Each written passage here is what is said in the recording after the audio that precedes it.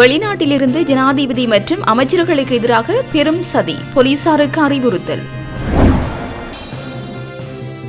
விமல் வீரவன்சவை கைது செய்ய உத்தரவு. மேலும் உயர்கிறது பலி எண்ணிக்கை, 409 எட்டுகிறது. வெள்ள அனர்த்தம் தொடர்பில் ஏற்பட்ட சேதங்கள், உயிரிழப்புகள் தொடர்பான உண்மைத்தன்மையினை அரசாங்கம் வெளிப்படுத்த வேண்டும். முழு பூசணிக்காயை சோற்றுக்குள் மறைக்கும் செயற்பாட்டினை அரசாங்கம் முன்னெடுக்கக்கூடாது. ஜனாதிபதி சட்டத்தரணி எம்.ஏ. சுமந்திரன். 1 மாத சம்பளத்தை வீடு கட்ட கொடுக்கும் சாணக்கியன் எம்பி. அனர்த்தத்தில் உயிரிழந்தவர்களுக்காக நாடாளுமன்றத்தில் 1 நிமிட மௌன அஞ்சலி. அவசர அமைச்சரவை கூட்டம் இன்று மாலை.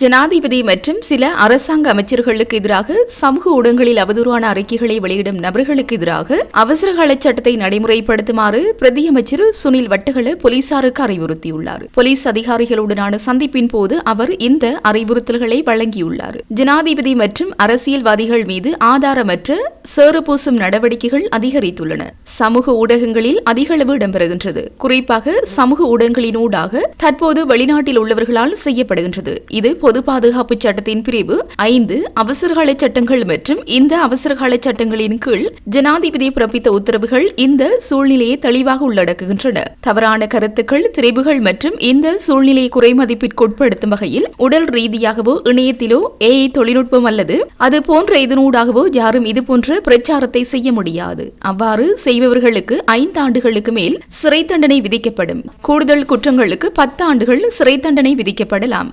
இன்று சமூக ஊடகங்களில் ஜனாதிபதி மீது நடத்தப்பட்ட தாக்குதல்களை பார்க்கும் போது ஒரு மனிதனாக இது உண்மையிலே ஏற்றுக்கொள்ள முடியாதது. சமூகத்தை சிதைக்கும் நோக்கத்துடன் இத்தகைய சிதைந்த மனநிலையுடன் செயல்படுபவர்கள் உள்ளனர். ஒரு அரசாங்கமாக நாட்டின் பொது பாதுகாப்புக்கு மிக உயர்ந்த மற்றும் சிறந்த முன்மாதிரியாக நாங்கள் திகழ்கிறோம். இத்தகைய சூழலில்தான் பொதுமக்களின் கருத்தை சிதைக்கும் நோக்கத்துடன் இது செய்யப்படுகிறது. எனவே நாட்டில் ஒரு சட்டம் இருப்பதாக நாங்கள் கூறுகின்றோம். அனைத்து குடிமக்களும் அந்த சட்டத்திற்கு கட்டுப்படுவார்கள். அவ்வாறு செயற்படாதவர்களுக்கு எதிராக நாம் மிக உயர்ந்த சட்ட நடவடிக்கை எடுக்க வேண்டும் என்றும் தெரிவித்துள்ளார். கொழும்பு மாவட்டத்தின் முன்னாள் நாடாளுமன்ற உறுப்பினர் விமல் வீரவன்சவுக்கு எதிராக பிடிவிராந்த உத்தரவு பிறப்பிக்கப்பட்டுள்ளது. இன்று நீதிமன்றத்தில் முன்னிலையாக தவறியதனால் பிணையில் செல்ல அனுமதிக்கப்பட்டிருந்த அவருக்கு எதிராக பிடிவிராந்த உத்தரவு பிறப்பிக்கப்பட்டுள்ளது. இந்த உத்தரவை கொழும்பு கோட்டை நீதிவான் இஸ்ரு நெத்திகுமார் வழங்கியுள்ளார்.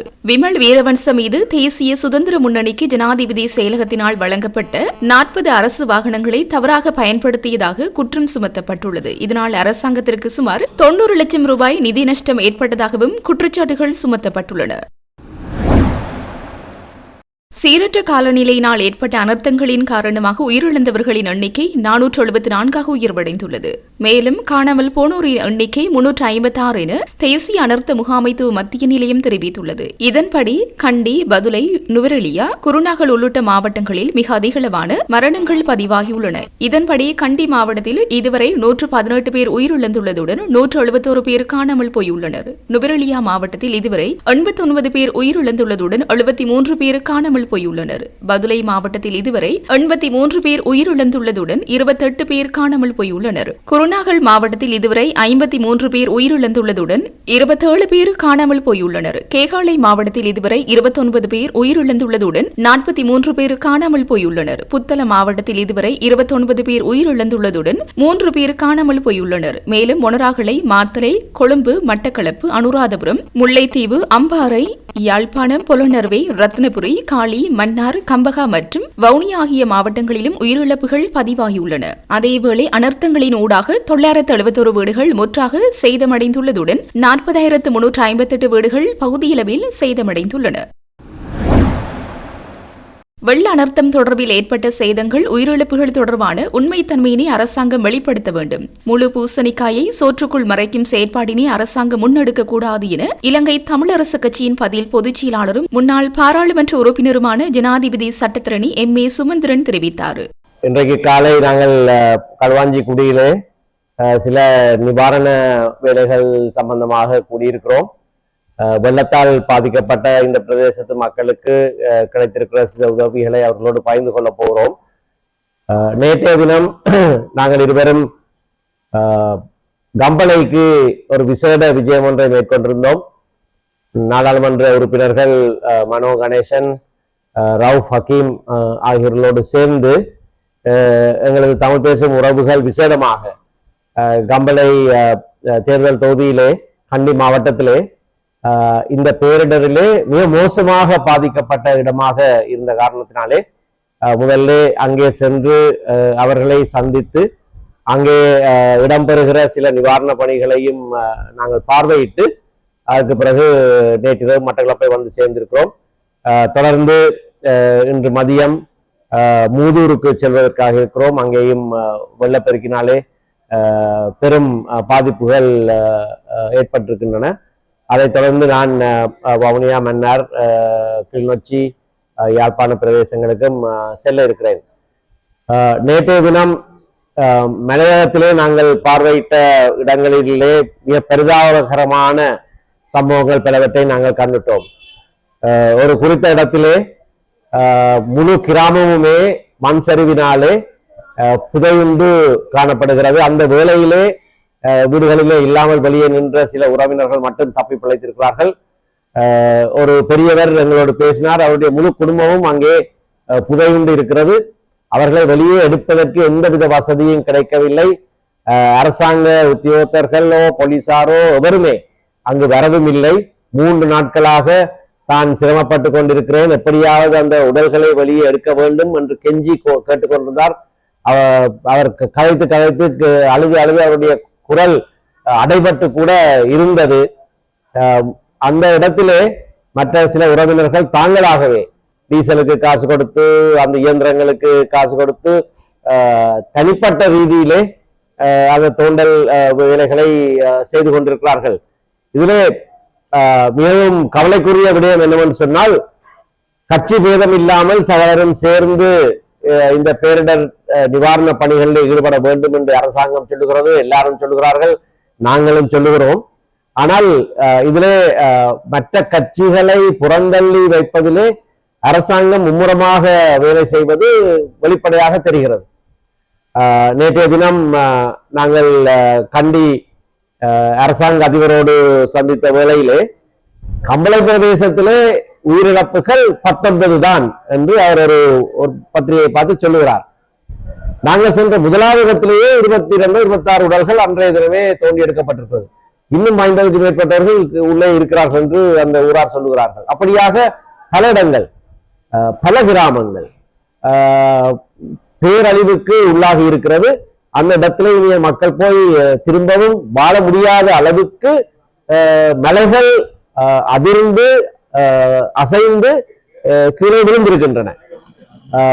அது ஒரு இடத்துல மட்டும். நேற்றைய தினம் பதுளை மாவட்டம், நுவரெலியா மாவட்டம் போன்ற இடங்களிலேயும் பாரிய இழப்புகள் ஏற்பட்டிருப்பதை நாங்கள் அவதானித்திருக்கிறோம். இங்கே தரை மட்டம் மலைகள் இல்லாத இந்த பிரதேசங்களிலே வெள்ளத்தினாலே பாரிய அர்த்தம் ஏற்பட்டிருக்கிறது. ஆனால் அங்கே மண் சரிவு என்பது அது வெறும் மண் சரிந்தது அல்ல, பாறைகள், மலைகள் அப்படியே வீடுகள் மேலே, கிராமங்கள் மேலே முழுதாக விழுந்து அழிந்திருக்கின்றன. நாங்கள் சென்று உரையாடிய மக்கள், தமிழ் பேசுகிற மக்கள், முஸ்லிம் மக்கள் எங்களை கண்டவுடன் அழுது பேசினார்கள். எங்களை பார்க்க வந்தது ஆறுதலாக இருக்கிறது என்று சொன்னார்கள். ஆனால் உடனடி நிவாரண பணிகள் அங்கு எதுவுமே அரசினாலே நடத்தப்படுவதாக தெரியவில்லை. அரசாங்கத்திலே குறை சொல்வதற்காக நாங்கள் இதனை சொல்லவில்லை. பலர் பலவிதமான விமர்சனங்களை செய்கிறார்கள். அரசாங்கத்திலே குறை சொல்வதற்காக நாங்கள் இதை சொல்லவே இல்லை. நாங்கள் இதை சொல்லுவது அந்த மக்களுக்கு உடனடி நிவாரணம் போய் சேர வேண்டும். அங்கே உயிரிழப்புகள் எத்தனை நடந்திருக்கிறது என்பது தெளிவாக தெரிய வேண்டும். உண்மையை முழு பூசணிக்காக சோத்துல மறைக்க இயலாது. அங்கே போகிறவர்களுக்கு தெரியும். நூற்றுக்கணக்கானவர்கள் வந்திருக்கிற போது 10-15 பேர் தான் வந்திருக்கிறார்கள் என்று முகத்தை இறுக்கமாக வைத்துக் கொண்டு அரசாங்கம் பதில் சொன்னால் அதை நாங்கள் ஏற்றுக்கொள்ள முடியாது. இந்த வேளையிலே அரசுக்கு எதிராக பேசக்கூடாது என்ற தோரணையிலே எவரும் எங்களை விமர்சிக்க கூடாது.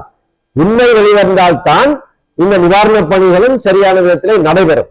ஆகையினாலே விசேடமாக ஊடகங்கள் இவரை விமர்சிப்பதை பார்க்க அருவருப்பாக இருக்கிறது.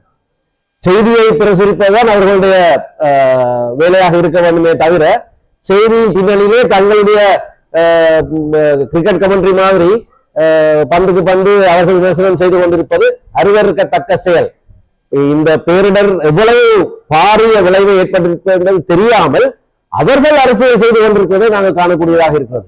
அரசியல்வாதிகள் எல்லாரும் ஒன்றாக சேர்ந்து ஆனால் எவராகவும் இருக்கட்டும், இனவாதியாக இருக்கட்டும், நல்லவராக இருக்கட்டும், எவராகவும் இருக்கட்டும், இந்த வேளையிலே அனைவரும் சேர்ந்துதான் இந்த பேரிடரிலிருந்து மக்களை காப்பாற்ற வேண்டும். இந்த அரசாங்கம் இன்றைக்கு அவர்களோடு நாங்கள் சேர்ந்து செயற்படுவதற்கு தயாராக இருக்கிறோம் சொல்கிறோம். ஆழி பேரலை வந்த வேளையிலே வடக்கு கிழக்கிலே பீட்டாம்ஸ் என்கின்ற ஒரு கட்டமைப்பை அன்றைய அரசாங்கமே விடுதலை புலிகளோடு சேர்ந்து ஏற்படுத்தியது என்றால் அந்த பிரதேசங்களிலே ஆளுகை செய்தவர்கள் அவர்கள். அந்த வேளையிலே அதை கூட தடுப்பதற்கு நீதிமன்ற படியேறின ஜேவிபியினருடன் கூட சேர்ந்து நாங்கள் செயற்படுவதற்கு தயாராக இருக்கிறோம் என்றால் வேற எவரோடு சேர்ந்து நாங்கள் செயற்பட மாட்டோம், எல்லாரோடையும் நாங்கள் சேர்ந்து செயற்படுவோம். பாரிய இடர்வேளையிலே இந்த கட்சி அரசியலை பின்னே வைத்துவிட்டு செயற்படுவது அத்தியாவசியம் என்பதை திரும்பவும் நாங்கள் வலியுறுத்துகிறோம். அரசாங்கம் தானாக முன்வந்து அனைத்து கட்சிகளையும் அனைத்து இந்த வேலை திட்டத்திலே செயற்பட வேண்டும் என்பதுதான் எங்களுடைய விருப்பம். சம்பந்தமாகவும் மலையக தமிழ் உறவுகள் சம்பந்தமாகவும் சாணக்கியன் சில கருத்துக்களை சொன்னார். இந்த பேரிடர் வந்த உடனேயே மிக மோசமாக பாதிக்கப்பட்டது மலையகம் என்பது எங்கள் எல்லாருக்கும் தெரியும்.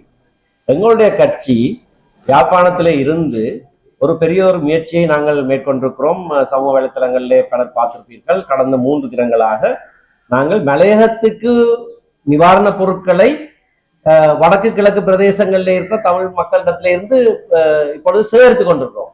இன்றைக்கு அந்த சேகரிப்பு யாழ் மாநகர சபை பிரதேசத்துக்குள்ளே நடைபெறுகிறது. இது கட்சியாக செய்கிறோம். கிழக்கிலையும் நாங்கள் வந்து சேகரிப்போம். நாங்கள் எங்களுடைய உறவுகளுக்கு கொடுப்பதற்காக நிவாரணங்களை வடக்கிலேயும் கிழக்கிலேயும் இருந்து மக்களிடத்திலிருந்து நாங்கள் பெற்றுக்கொண்டு கொண்டு போய் கொடுப்பதற்கு ஆயத்தங்கள் 2-3 நாட்கள் முதலே செய்கிறோம். ஆகவே அடுத்த சில நாட்களிலே நாங்கள் அதனை கட்சியாக செய்வதை நீங்கள் பார்ப்பீர்கள். நேற்றைய தினம் எங்களுடைய விஜயத்தின் போது நாங்கள் உண்மை நிலைமைகளை அறிந்திருக்கிறோம். ஆகவே எங்கே இந்த உணவுப் பொருட்கள் அல்லது இந்த நிவாரணப் பொருட்கள் சென்று அடைய வேண்டும் என்பது சம்பந்தமாகவும் நேற்றைய விஜயம் எங்களுக்கு சில அறிவுறுத்தல்களை கொடுத்திருக்கிறது.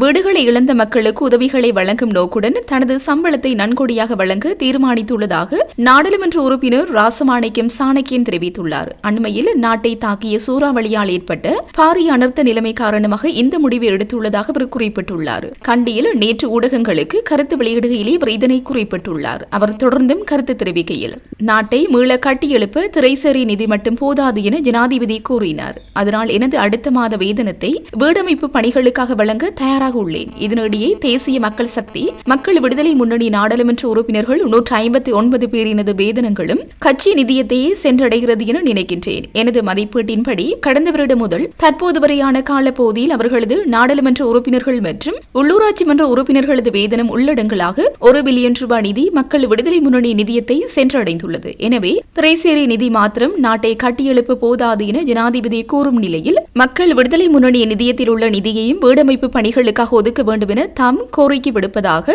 நாடாளுமன்ற உறுப்பினர் ராசமாணிக்கம் சாணக்கியன் தெரிவித்துள்ளார். இலங்கையில் நிலவி வரும் சீரற்ற வானிலை காரணமாக உயிரிழந்தவர்களுக்கு அஞ்சலி செலுத்தும் விதமாக இன்று நாடாளுமன்றத்தில் 1 நிமிட மௌன அஞ்சலி செலுத்தப்பட்டது. எதிர்க்கட்சியின் அமைப்பாளர் நாடாளுமன்ற உறுப்பினர் கயந்த கருணாதிலக்கு இவ்வாறு மௌன அஞ்சலி செலுத்த வேண்டும் என்ற யோசனையை முன்மொழிந்திருந்தார். நாட்டில் கடந்த 26ஆம் தேதி முதல் தொடர்ச்சியாக 3 நாட்களாக நிலவி வந்த சீரற்ற வானிலை காரணமாக ஏற்பட்ட உயிரிழப்புகள் 500ஐ நெருங்கியுள்ளது. இவ்வாறான பின்னணியில் கடந்த திங்கட்கிழமை நாடாளுமன்றம் கூடியது. இதன்போது எதிர்வரும் 2026ஆம் ஆண்டுக்கான வரவு செலவு விவாதம் இடம்பெறவிருந்த நிலையில் நாட்டில் ஏற்பட்ட அனர்த்தம் நிலைமை தொடர்பில் அன்றைய தினம் நாடாளுமன்ற அமர்வில் கலந்துரையாட வேண்டும் என எதிர்க்கட்சிகள் வலியுறுத்தியிருந்தன. எனினும் அன்றைய தினம் மதியம் 12:30 வரை மாத்திரமே குறித்த விடயம் தொடர்பில் கலந்துரையாட அனுமதிக்க முடியும் என அரசாங்க தரப்பிலிருந்து உறுதியாக தெரிவிக்கப்பட்ட காரணத்தினால் எதிர்க்கட்சிகள் நாடாளுமன்றத்திலிருந்து வெளிநடப்பு செய்தன. அதனைத் தொடர்ந்து நாடாளுமன்றம் இன்றைய தினத்திற்கு ஒத்திவைக்கப்பட்டமை குறிப்பிடத்தக்கது. ஜனாதிபதி அனுரகுமார திசாநாயக்க தலைமையில் அவசர அமைச்சரவை கூட்டம் நடைபெறவுள்ளது. குறித்த விடயத்தை அரசாங்க தகவல் திணைக்களத்தின் பணிப்பாளர் நாயகம் தெரிவித்துள்ளார். இந்த கூட்டம் இன்று மாலை 5 மணிக்கு ஜனாதிபதி செயலகத்தில் நடைபெறவுள்ளது. தொடர்ந்தும் செய்திகளை அறிந்து கொள்ள ஜெஃப்னா புடியன் யூடியூப் தளத்தோடு இணைந்திருங்கள். நன்றி, வணக்கம்.